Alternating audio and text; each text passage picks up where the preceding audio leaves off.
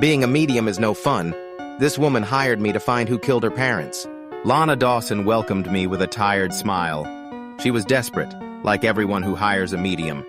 And I was just as desperate, which is why I was back to this gig. Trying other jobs only confirmed that I wouldn't make a living doing anything else. Lana hired me because it had been 20 years since her parents were brutally murdered in that house, a crime that remained unsolved despite an extensive police investigation.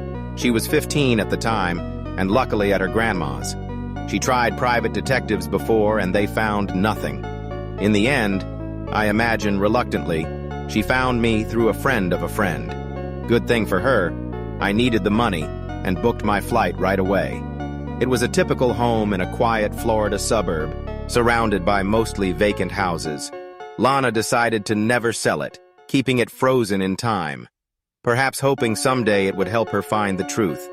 As she led me inside, an old woman next door was watering her plants, the only neighbor left. She glanced over and gave me a polite wave. "This is a peaceful neighborhood of mostly widows and retirees," Lana explained later. Nothing like that ever happened before or after. The sorrow still present on her face was undeniable even after all these years. The living room was completely empty. Not even spiders roamed around.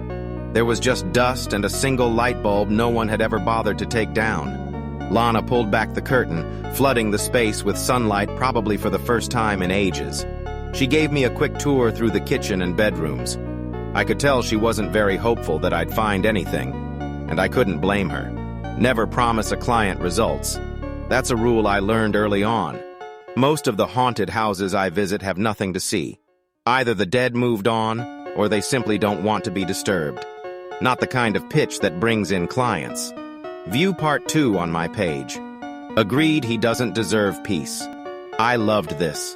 I feel so bad for Lana.